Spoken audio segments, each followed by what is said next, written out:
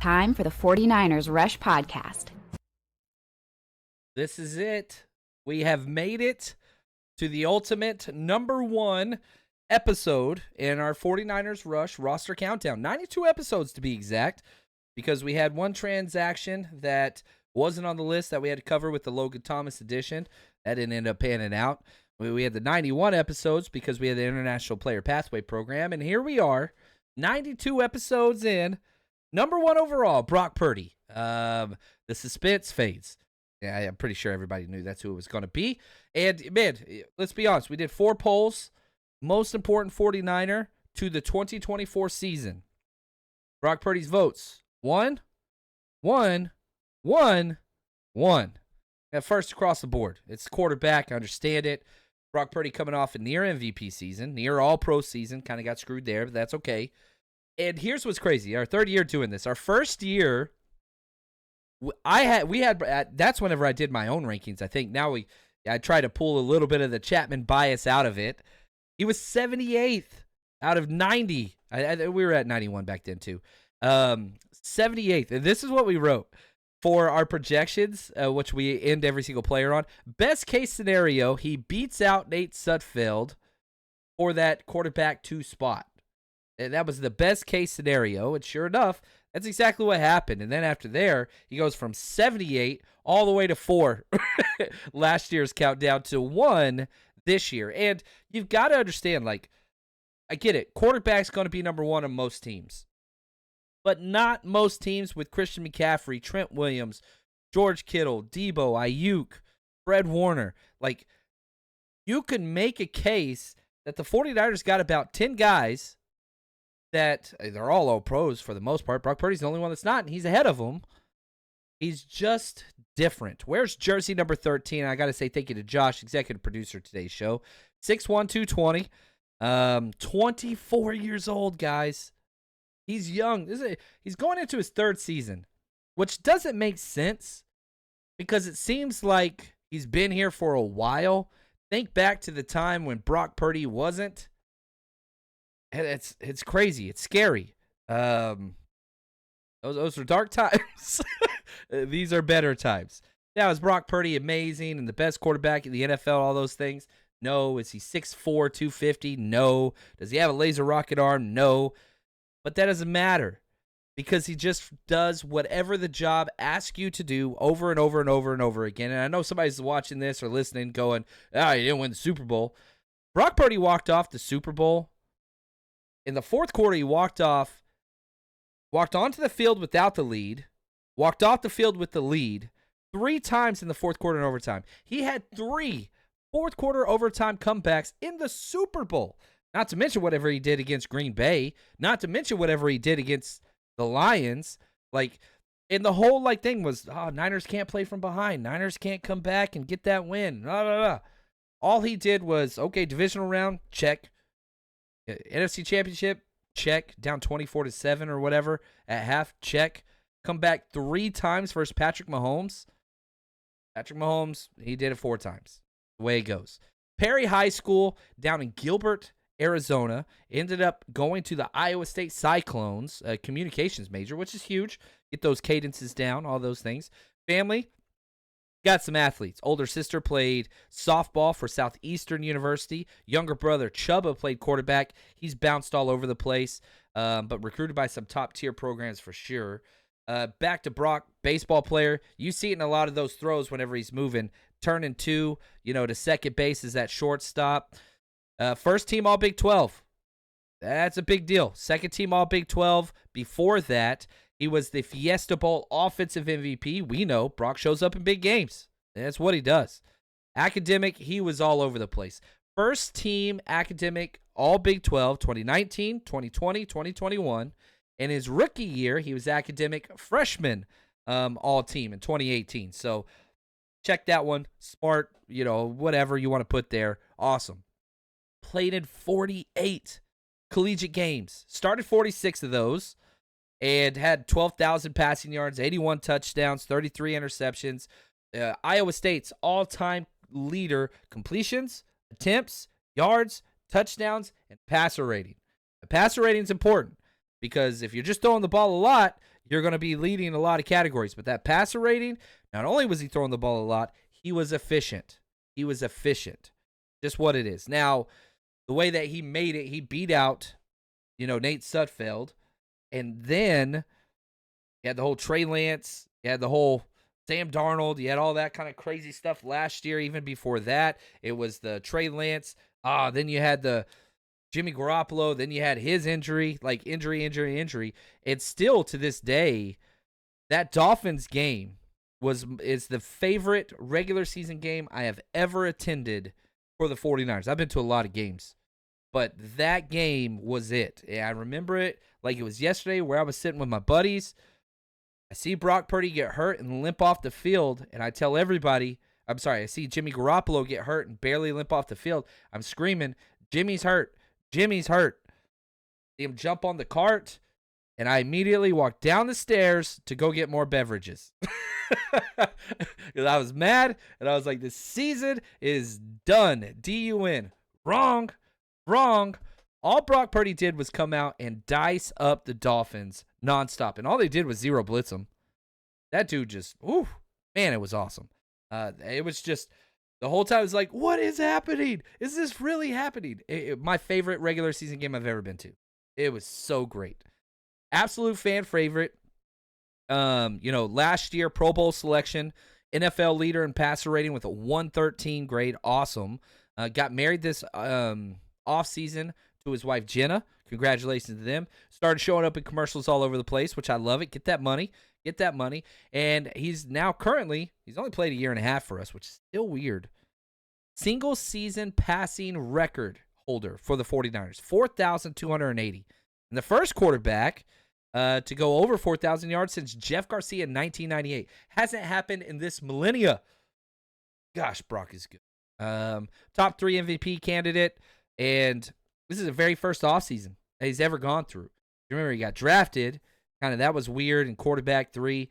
Then you had, all these other, you had the injury. Now he's got a normal one. That's what's going on. He's getting paid less than Josh Dobbs. Like, that's crazy. Now, I will say this. Brock's going to get paid. He's going to be fine. And even last year, he was awarded $739,000 on the NFL's performance-based pay program, which kind of offsets these back-end rookies and undrafted free agents that get starting experience and whatever else. So that was awesome. Love to see that. Huge deal coming up. Look at his record. 17 wins, 4 losses. And I understand some people say it's not quarterbacks isn't a quarterback stat. I disagree. I think it factors into it. It's not all about quarterbacks, but it's a pretty damn important part. 4-1 in the postseason. That's great. He's got more wins than Tony Romo and Dak Prescott combined for their careers. Dude's played for like 20 months. It's different. It matters. PFF grades last year, 88.4 overall, 83.6 passing, 90.6 rushing. He can scramble and he can create. And we saw a lot more of that in the postseason. I hope we can kind of incorporate some of that. We even saw it in the preseason, which scared me. But I want Brock to use his legs more. I don't want him to take hits. I don't want design run calls. But I want him to tuck that ball and run some because he's got that burst, man. It's awesome. Look at how he, his highest efficiency PFF scores on play action where they fake a handoff, 94.0, awesome. No play action, 78.0. Screens, 58.9. No screen, 89.0. So, he's kind of all over the place, but, man, play actions and no screen. People that say he's a dink and dunk quarterback, he's least efficient when he's throwing screen passes. That's his lowest efficiency metric for any passing category is throwing screen passes. Anyway, and you know what his highest thing is? The deep ball. Balls that travel 20-plus yards in the air, 98.3. Best in the NFL by a long shot. Lowest efficiency screens, highest efficiency, throwing 20-plus yards downfield. Come on, man. Now, pressure grades, whenever he's kept clean, 92.7. Great.